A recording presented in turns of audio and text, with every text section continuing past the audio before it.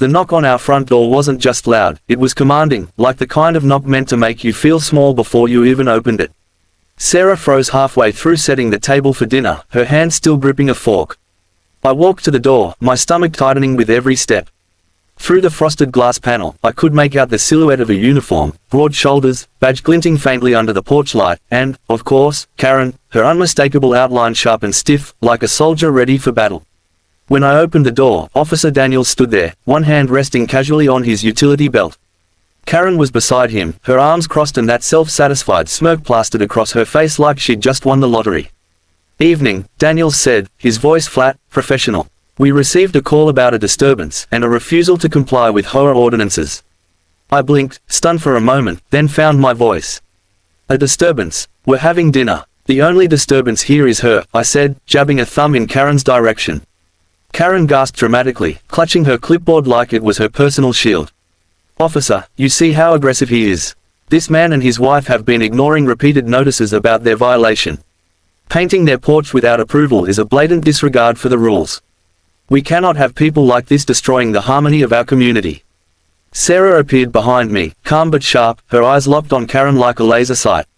"Destroying the harmony. It's paint, Karen. Paint. Navy blue. The neighborhood hasn't collapsed because our porch isn't beige." Karen tilted her head, her smirk deepening. "Rules are rules, Sarah.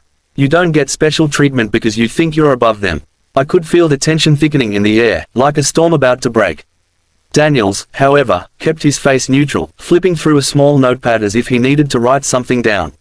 "Sir," he said, finally looking at me, "is there a reason you've refused to address the HOA fine?"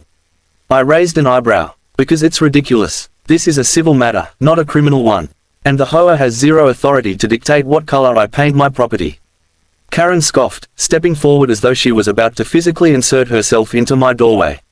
"Oh, we'll see what you say when the board escalates this to court." "I'll make sure." "Enough," Sarah cut in, her voice calm but razor sharp.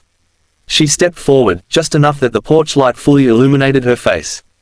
Daniels froze. For a split second, he looked like he'd seen a ghost. His posture straightened, and his notepad slipped slightly in his hands as recognition dawned in his eyes. "Wait," Daniels said slowly, almost in disbelief. "Judge, it's you." Karen blinked, visibly thrown off. "Judge, what are you talking about? She's just some." Daniels turned to her, his jaw tightening. "Ma'am, do you have any idea who you're harassing right now? This is Judge Sarah Mitchell. She presides over the county circuit court, including, and listen very carefully, every single civil case that might come through regarding this HOA." The silence that followed was almost deafening. Karen's smug expression melted faster than ice under the summer sun. Her eyes darted between me, Sarah, and the officer as the reality of the situation started to sink in. No, that can't be," she stammered. She's just. I'm just what?" Sarah said, her voice even, steady, with that quiet authority that didn't need to be raised to command the room. "I'm just someone who bought a house here, who wanted to make a home. And I'm also someone who knows exactly how far the law goes and how far it doesn't." Daniels cleared his throat, regaining his composure. "Judge Mitchell, with your permission, I'd like to close this call. There's no criminal complaint here. And," he added, turning to Karen with a glare sharp enough to cut glass, "I'd advise you to stop wasting police resources before you find yourself facing an entirely different set of charges." Karen's mouth opened and closed like a fish gasping for air. For the first time since we moved into the neighborhood, she looked small, her confidence crumbling under the weight of reality. I didn't know," she muttered, her voice trembling now. "If I'd known." Sarah didn't flinch. "You should have known better than to harass your neighbors in the first place. This ends tonight. Do I make myself clear?" Karen nodded, the clipboard in her hand shaking slightly, before she turned and all but fled down the driveway, her heels clicking unevenly on the pavement. The tension dissolved with her retreat, leaving only the soft hum of crickets and the distant whoosh of passing cars. Daniels gave Sarah a respectful nod. "Sorry for the inconvenience, Judge," he said. "We'll make a note to flag any future calls from this address as non-urgent, unless there's a legitimate emergency." "Thank you, officer," Sarah replied, her tone softer now. "I appreciate your professionalism." Daniels tipped his cap before walking back to his cruiser, his demeanor completely different from when he'd arrived. He drove off without another word, leaving the two of us standing in the doorway, the night suddenly still again. I turned to Sarah, my heart still thudding in my chest. "Well," I said, exhaling slowly, "that was something." She smirked, the corner of her lips curving upward as she brushed a strand of hair behind her ear. Karen thought she could bully us, she said calmly. She didn't realize that sometimes the quiet ones hold all the cards. I laughed softly, shaking my head. I don't think she'll be knocking on our door anytime soon. Sarah didn't answer immediately. Instead, she stepped past me, walking back into the house, her heels clicking softly against the hardwood floor. Let's eat, she called over her shoulder. Justice tastes better with warm food. I closed the door and followed her, unable to shake the small smile tugging at my lips. Outside, the neighborhood was quiet again, but this time, the silence felt different. Less oppressive, almost respectful. Karen had wanted to make an example of us. Instead, the example had been made of her. The morning air was crisp, the kind of quiet suburban calm that feels almost too perfect, like something out of a postcard. The neighborhood cul-de-sac was lined with cookie-cutter houses, beige siding, white trim, manicured lawns that looked like they had been cut with laser precision. My wife, Sarah, had just pulled into the driveway, humming to herself as she shut off the engine of her silver SUV. Grocery bags were stacked in the passenger seat, filled with fresh vegetables, bread, and her favorite vanilla creamer for morning coffee. She climbed out, brushing a strand of hair from her face, and offered a polite smile and waved to the elderly couple walking their golden retriever across the street. They waved back, though their smiles were more tentative than friendly. Around here, friendliness was often conditional, dependent on your relationship with the HOA and, more specifically, with Karen, the woman who treated the neighborhood like her personal kingdom. I was inside, sipping coffee and scrolling through the news when I heard the faint rustling outside. At first, I didn't think much of it, maybe just the wind, or kids on their way to the park. But as I stepped out to grab the mail, something caught my eye, a neatly folded piece of white paper tucked under the welcome mat, secured by a small stone so it wouldn't blow away.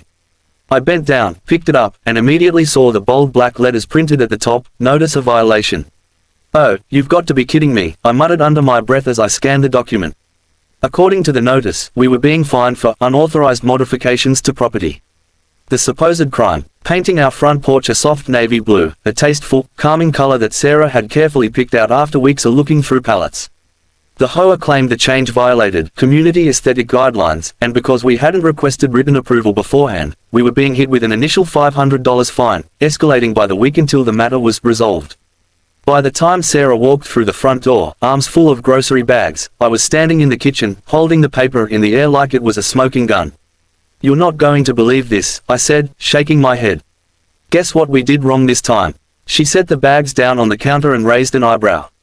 Oh no, what now? I handed her the paper. Her eyes darted across the words, her brow furrowing deeper with every line. Finally, she let out a sharp laugh, the kind of laugh that said she was too angry to even take the situation seriously. Are you kidding me? She said. It's a porch. A porch, Daniel. They can't dictate the color of our house like we're living in some Stepford village. They think they can, I said. And they think we're just going to roll over and pay this nonsense. Sarah set the paper down, leaned against the counter, and crossed her arms. She was calm, always calm, but her eyes were steely. Let 'em try, she said finally, her voice even but sharp. It's our porch. We're not paying a cent. I nodded in agreement, though a part of me knew this wasn't the end. Karen had a reputation for holding grudges. She was the type of neighbor who kept a notebook of infractions, who knew every line of the HOA handbook by heart, and who thrived on controlling everyone around her. She'd already given us disapproving looks when we moved in 6 months ago, claiming our mailbox was an inch too tall. For the next week, the neighborhood felt tense, like a pot simmering just below boiling. Every time Sarah watered the flowers in the front yard or I stepped out to check the mail, I could feel Karen's gaze from across the street, sharp, judgmental, like we had personally offended her existence. Then came the HOA emails. First, a friendly reminder to address the violation. Then a sterner warning about additional fees. Finally, a message that hinted at legal consequences. Each one went straight into the trash folder. Are we supposed to be scared of a few empty threats? Sarah said one evening, sipping her tea as we sat on the porch, watching the sunset paint the sky in soft oranges and pinks. Nope, I replied. They picked the wrong people to mess with. By Thursday evening, I thought maybe, just maybe, they'd let it go. But as I grilled burgers in the backyard, I noticed a car creeping slowly down our street. The telltale flash of red and blue lights reflected off the siding of our garage, and my stomach tightened. A patrol car. The low hum of the engine grew louder as it rolled to a stop in front of our driveway. For a second, I thought maybe it was a coincidence, maybe the officer was just turning around. But then the lights flickered twice, deliberate and sharp, and I knew this was no coincidence. Daniel, Sarah called from the kitchen, confusion lacing her voice. I stepped toward the driveway, wiping my hands on a dish towel, and that's when I saw her, Karen, standing there like a villain in a bad reality show. Arms crossed, clipboard in hand, lips curled in that same smug smile she always wore when she thought she'd won.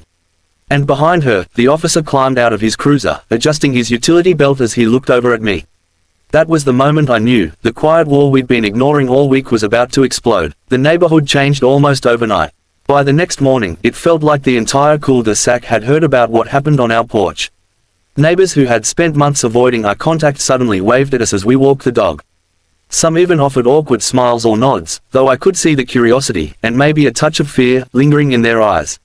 Sarah didn't let it faze her. She went about her day as usual, coffee on the porch in the morning, a quick run through the neighborhood, and her usual commute to the courthouse. But I could feel the shift in the air. Conversations stopped when we passed by, and Karen's once frequent glares from across the street had vanished. Her blinds were drawn tight like the house itself was hiding in shame.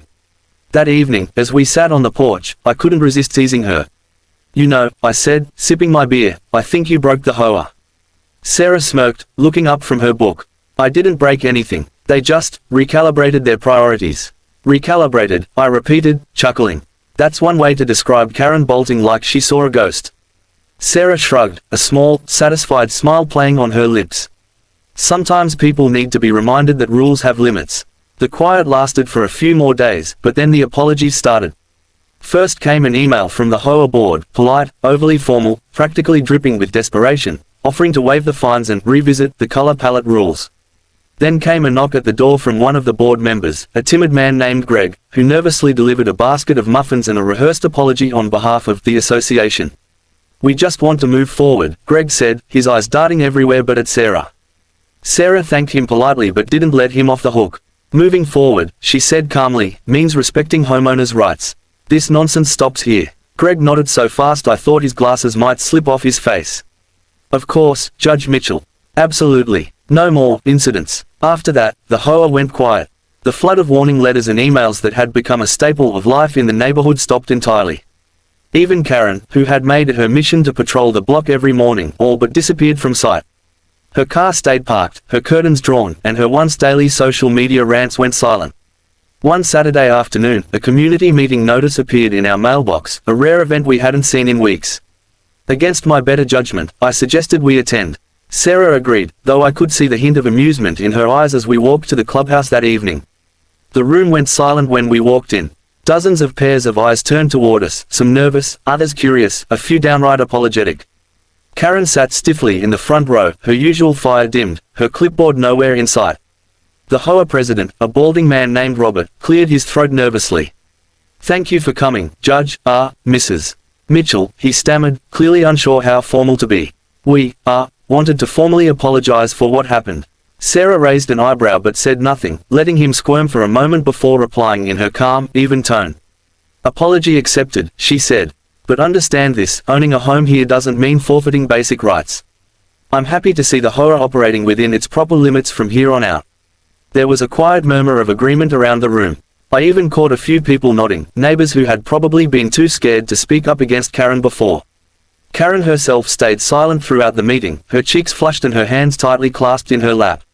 When the meeting adjourned, she made a beeline for the door, not daring to make eye contact. On the walk home, I glanced at Sarah, unable to hide my grin. "You know," I said, "I think you might have just staged a quiet revolution." She laughed softly, tucking her arm through mine. "Not a revolution," she said. "Just a reminder that power only works if people let it." Over the next few weeks, the changes were undeniable. The HOA newsletter shifted tone, suddenly emphasizing community collaboration instead of rules and restrictions. The invasive patrols stopped. Neighbors we barely knew started greeting us warmly, a few even stopping by to drop off pies or cookies as thank you gestures. It wasn't lost on me that people weren't just being friendly, they were relieved. For years, Karen had ruled with intimidation and micromanagement, weaponizing HOA bylaws to control everything from mailbox height to garden decorations. And for years, no one had pushed back. Now, though, the spell was broken. One evening, Officer Daniels stopped by. No flashing lights this time, just his personal pickup parked in our driveway as he leaned against the porch railing with a casual smile. "Evening, Judge," he said warmly, handing Sarah a small bouquet of flowers. "From the department. Just a little thank you for not holding my initial visit against me." Sarah accepted the flowers with a gracious smile. "You were just doing your job, officer. No harm done." He nodded, his gaze serious now. "Still, word travels fast in this county. I think you've got a lot more respect out here than you realize." After he left, Sarah and I sat together in the quiet, the hum of crickets filling the night. "You know," I said, glancing at her, "I think Karen learned her lesson." Sarah chuckled, leaning back in her chair. "Maybe. Or maybe she's just plotting her next move." I laughed softly. "If she is, she'd better check the county registry first. Something tells me she won't be calling 911 again anytime soon." The sun dipped below the horizon, casting the neighborhood in a warm orange glow. For the first time since we'd moved in, the place actually felt like home, not a battlefield, not a chessboard, just home. And as Sarah reached over to squeeze my hand, I couldn't help but think that sometimes the best kind of justice doesn't happen in a courtroom. It happens quietly, on a porch painted navy blue, where the only sound is the soft rustle of leaves in the evening breeze. The neighborhood had finally quieted down, or so I thought. For weeks after the infamous HOA meeting, life on our street settled into a calm, almost surreal peace. No more NAS diagrams slipped into our mailbox. No more HOA volunteers snapping photos of people's lawns or garbage bins. Even Karen, who had once made a daily ritual of stalking the street with her clipboard, kept her distance. But underneath that calm, I could sense something shifting, a tension, quiet but heavy, like the air before a storm. It started one Wednesday morning. Sarah and I were having coffee on the porch when a white SUV pulled up to the curb across the street. Two people stepped out, a sharply dressed man in a suit and a younger woman with a notepad. They walked up to Karen's door, exchanged a few words, and disappeared inside. "Who do you think they are?" I asked, leaning against the porch railing. Sarah lowered her mug, her sharp eyes narrowing. "Realtor and assistant," she said flatly. "I've seen enough of them in court disputes to know the type. Selling the house, or thinking about it." The idea made me smirk. The queen of the cul-de-sac retreating after her empire crumbled. But Sarah wasn't smiling. "This won't be that simple," she murmured. And she was right. The next evening, I came home to find a thick envelope tucked into our front door. Inside was a letter, a formal complaint, stamped with the HOA letterhead, citing vague, community safety concerns, and summoning us to a mandatory hearing, scheduled for the following week. I handed the papers to Sarah without saying a word. She scanned the letter once, then twice, her face expressionless. "Karen's testing the waters," she said finally, folding the letter neatly. "Seeing if she can claw back some control." "What's the play?" I asked. She smiled then, a small, sharp curve of her lips that I'd learned long ago meant trouble for anyone standing on the other side of it. "We go to the meeting. But this time, we bring the law with us. The night of the hearing, the clubhouse was packed. Word had spread fast, everyone in the neighborhood seemed to have shown up, curiosity and tension buzzing like electricity in the air. Karen sat at the front of the room, her posture rigid, her signature clipboard clutched tightly in her hands. She didn't look up as Sarah and I walked in, but I could see the way her jaw tightened. The HOA president, Robert, cleared his throat nervously. "Thank you all for coming," he began, his voice trembling just slightly. "We're here to address ongoing concerns raised by the board regarding the Mitchell residence." "Concerns," Sarah repeated, her tone icy but calm. She stepped forward, setting a thick binder of legal documents on the table with a definitive thud. "Would you care to specify these concerns, Mr. President? Because from what I can tell, every single claim in this letter violates both county property codes and the association's own bylaws." A hush fell over the room. Karen finally looked up, her eyes flashing. "This isn't about bylaws," she snapped. "This is about community standards. You think you can move in here, flaunt the rules and—" "Mrs. Thompson," Sarah cut in smoothly, her voice carrying the authority that had silenced entire courtrooms, "I suggest you choose your next words carefully. Because right now, you're not speaking as a neighbor, you're speaking as an HOA board member, and that makes every false claim you've filed against me a matter of legal liability." Gasps rippled through the crowd. Karen opened her mouth to respond, but Sarah didn't give her the chance. She flipped open the binder, revealing neatly tabbed pages of case law, county regulations, and copies of every letter and email Karen had ever sent. "This," Sarah continued, her voice steady and sharp, "is a record of harassment. Harassment that will not stand. Not in this neighborhood, not in this county, and certainly not against a sitting judge." For a moment, the room was silent. Then, from the back, someone started clapping. Slowly, others joined in, neighbors who had spent years under Karen's rule, finally seeing the cracks in her armor. Karen's face flushed crimson, her grip tightening on her clipboard as if she could will the situation back under her control. But there was no control left to take. Robert cleared his throat again, his voice small now. "It appears there's been a misunderstanding. The board will, of course, be rescinding the complaint immediately. Sarah nodded once, then closed the binder with a soft snap. Good, she said. And while we're at it, let's address another issue, the need for new leadership in this HOA. Effective immediately. A stunned murmur swept through the crowd. Someone, I think it was Greg, the timid board member from before, stood up and said, I second that motion. Within minutes, a vote was taken. Karen was out, removed from the board in a landslide of raised hands and quiet, resolute voices. She stormed out of the clubhouse without a word, her heels clicking sharply against the floor, but no one followed her. For the first time since we'd moved in, the neighborhood stood together, united in a way I'd never thought possible. The following weeks brought a transformation I hadn't dared to imagine. The new board, led by a soft-spoken but fair neighbor named Linda, made immediate changes, transparent budgets, reasonable enforcement of actual safety rules, and, for the first time, genuine community events that didn't feel like surveillance disguised as parties. Neighbors started talking to each other again. Kids played in the cul-de-sac without fear of being scolded. People waved as we walked by, not out of obligation, but with real warmth. As for Karen, her house sat dark and quiet. Rumors swirled, that she'd listed it for sale, that she was planning to move in with her sister in another county, that she'd finally realized this neighborhood wasn't hers to control anymore. One Saturday evening, Sarah and I sat on the porch, the soft hum of laughter and music drifting from a block party down the street. You know, I said, glancing at her with a grin, I think you just retired a dictator. Sarah smirked, sipping her wine. I didn't retire anyone. They did that themselves. All it took was someone reminding them of their own power. I looked around at the street, the kids running through sprinklers, the smell of barbecue in the air, the easy comfort of a community finally at peace, and realized she was right. Karen had ruled through fear. But once that fear was gone, she was just another neighbor, stripped of the authority she'd created out of nothing. The best part, life here finally felt like ours.